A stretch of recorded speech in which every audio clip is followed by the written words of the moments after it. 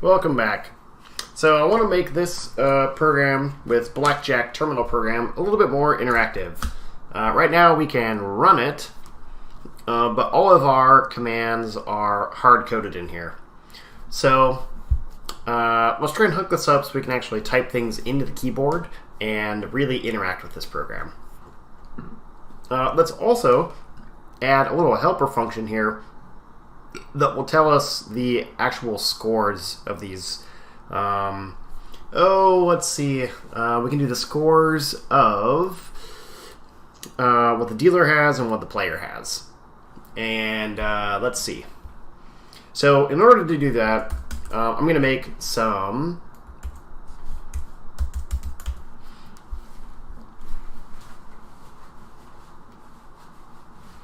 helper functions.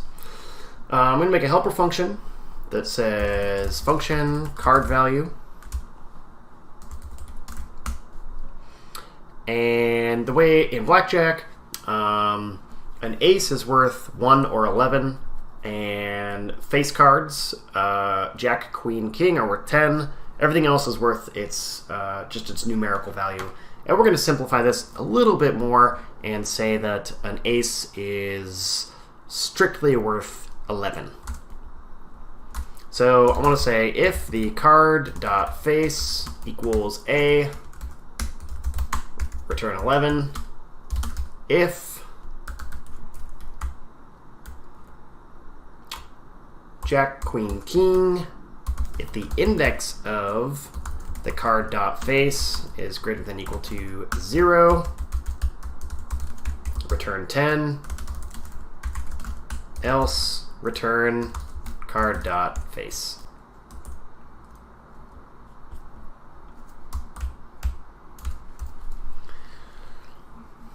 So here I'm saying if the card face is actually inside this string of jack, queen, king. If it were not inside there, the index of returns -1. So there's the card value. Let's make another function that says hand value.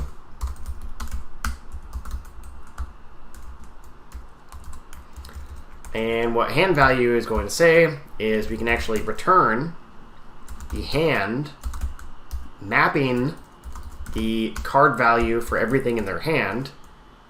So their hand is a list of cards. We're going to map each of those cards to a card value, and then we're going to reduce it such that we take each of the values and add them together. And we need to initialize that with a 0 for the initial sum. So now we can call this hand value function to display the value in the dealer's hand. I'm going to call hand value of state.dealer. Actually, I'm going to change this a little bit. I'm going to say dealer score equals the hand value of state.dealer, and we can change this for the player as well.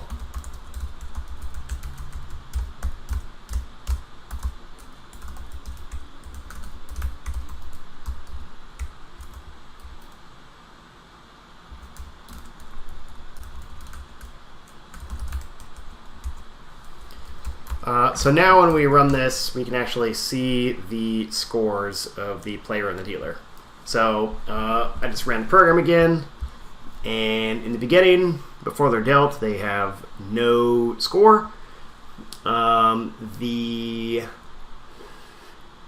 dealer has a score of 6, the player has 15, player hits, goes up to 26, hits again, they go up to 36. Really that should be a bust, but this is just what it looks like for now. And again, the dealer and the player, we simply see their scores. And the scores is, it's just the sum of all their cards. So the dealer had a 2 and a 4, and the player had a 4 and an ace. An ace is worth 11, so they had 15. One thing to notice about the hand value is the hand value did not interact with Redux at all. That's to say, it only read state from Redux. So hand value, you can think of it as just part of displaying things. So everything that we see over here so far is just displaying things that is happening inside of the store that Redux is really doing for us. So let's modify a little bit of this so that we can actually control this game a little bit. I do have some notes for this. Basically, we need to say yarn add keypress. So keypress is a external library that will allow us to interact with the terminal. And what we can say is const keypress equals require keypress. We're just going to have to set up a little bit of boilerplate code in order to interact with the terminal here. Standard in means that a standard input, that's just what we're typing into the terminal. And here we're going to say, we set up a function that says when a keypress event happens, we want to interact with the character and the key. And here, I'm going to say if key.name triple equals x,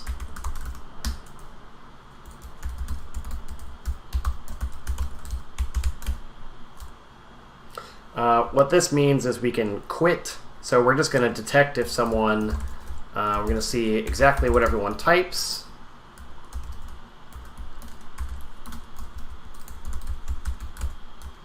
And as soon as someone types an X, this will actually shut the program down. Now we need to actually hook up two more things here.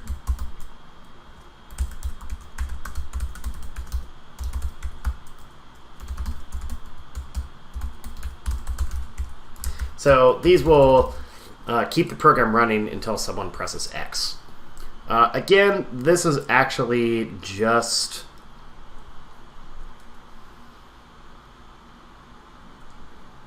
some boilerplate. It's just something that allows us to interact with the keyboard here. So let's run this program. Whoops. That's the program actually running. We still have all the dispatches. But I'm going to press S, and we can see that we press the key S. And here we go. I'm just pressing keys. I'm going to do Starship, Enterprise. And as soon as we press X, the program actually quits. So what we have now is a way to use our keyboard on the terminal and interact with this program. So what I would like to do is I would like to say else if key name equals I just want to take each of these actions and associate them with some sort of a key press.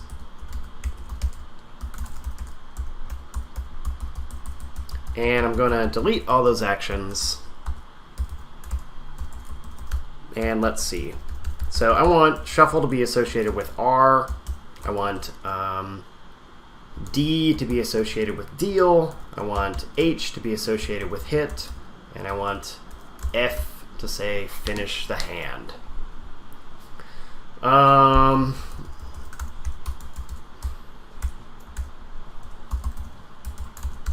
So what we're going to see now is we should probably write a little menu as well. Just to let people know what's going on here.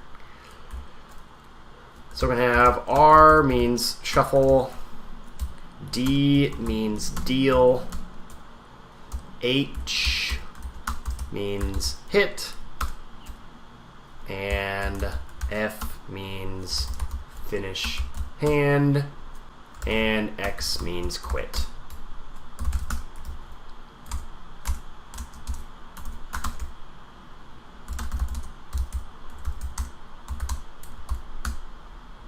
And let's run our program. So now, first of all, let's shuffle the deck. I pressed R. And let's deal the cards. So I'm going to press D. And now we're actually interacting with this program. So what we have is we have key presses that are dispatching actions to your Redux. So this gives you some idea of how to actually interact with Redux. All you need to do is you need to hook it up to something where you can send messages and you can dispatch actions.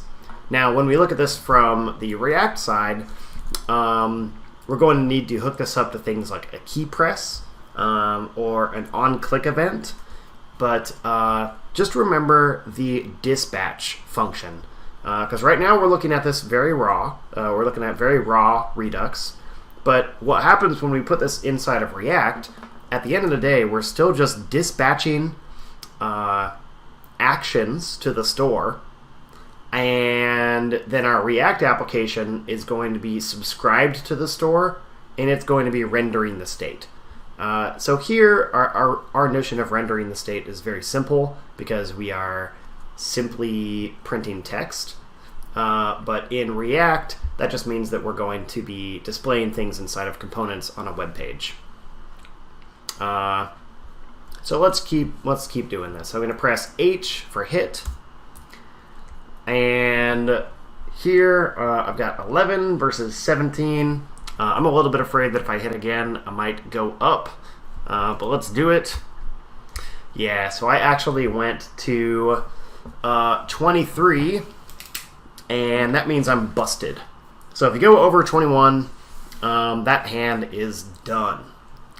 Now, the way our application works right now is I can hit again.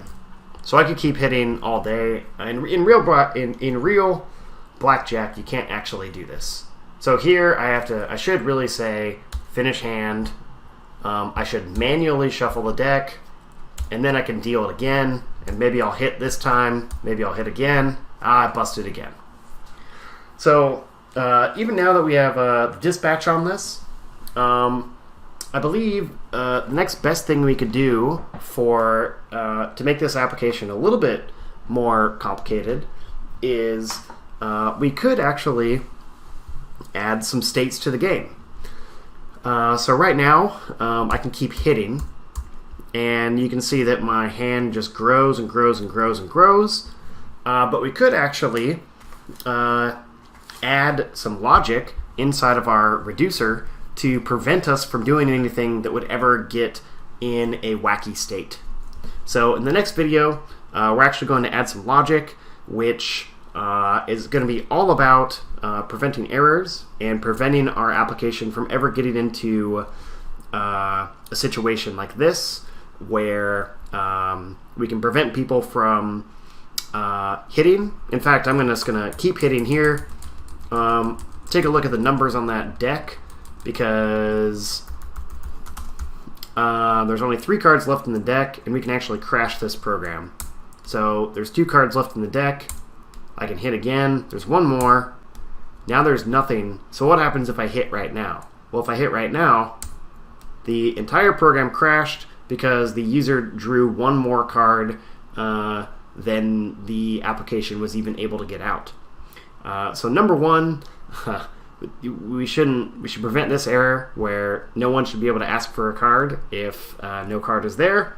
Number 2, we should prevent someone from ever drawing up so that they have this many cards in their hand. That's just not how blackjack works, and that's not how any sort of application you'd ever be building works.